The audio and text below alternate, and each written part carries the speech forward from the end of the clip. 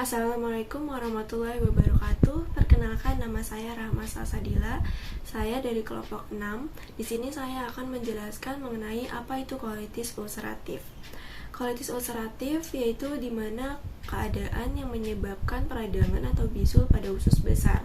Biasanya kondisi ini tuh selama seumur hidup.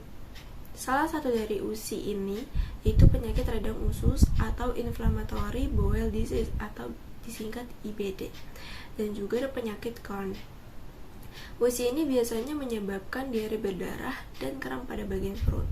Nah, kebanyakan penderita ini tuh mengalami periode dengan gejala atau flare up dan juga tanpa gejala atau remisi. Selanjutnya ada etiologi. Nah, penyakit ini tuh belum ada penyebab pastinya itu apa, tapi ada 5 faktor yang dapat menyebabkan penyakit ini. Yang pertama ada faktor familial atau genetik. Nah, biasanya dia dijumpai pada kulit yang berwarna putih atau pada orang Cina. Dia juga insidennya meningkat 3-6 kali lipat pada orang Yahudi. Yang kedua ada faktor infeksi. Nah, biasanya dia disebabkan karena bakteri, jamur, atau virus. Yang ketiga ada imunologik. Itu dapat terlibat didasarkan pada konsep bahwa manifestasi ekstraintestinal yang dapat menyertai kelainan ini. Contohnya yaitu artritis atau perikolongitis. Yang keempat ada faktor lingkungan, yaitu biasanya pada perokok. Yang terakhir ada faktor psikologik, yaitu pada stres psikologis mayor. Selanjutnya ada patofisiologis. Yang pertama itu ada klinik.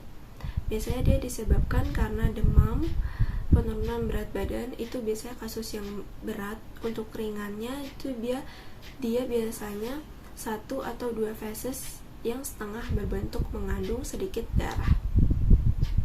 Yang kedua, gambaran fisik diagnostik.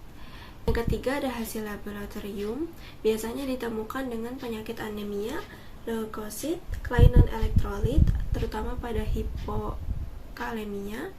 Keempat ada hipoalbumin, peningkatan kadar alkali fosfatase, pemeriksaan kultur feses, pemeriksaan antibodi PNK, dan ASCA. Yang keempat ada gambaran radiologi.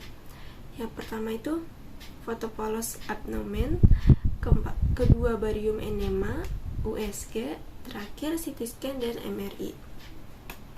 Yang kelima ada endoskopi, keenam histopatologi, ketujuh perjalanan klinik, kedelapan patogenesis. Selanjutnya ada penyakit komplikasi, yaitu ada anemia, kanker usus besar, osteoporosis, kolangitis sklerosis primer. Selanjutnya tata laksana terapi. Yang pertama ada derajat ringan dan derajat sedang, itu S1. Biasanya diberikan kortikosteroid spesifik dan non-sistemik.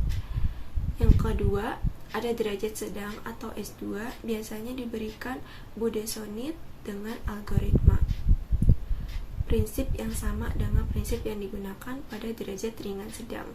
Yang ketiga derajat berat, biasanya diberikan kortikosteroid intravena, metilprednisolon atau hidrokortison. Yang keempat pengobatan untuk mempertahankan remisi, yaitu mempertahankan obat yang dapat mengontrol gejala pasien. Terakhir, pembedahan.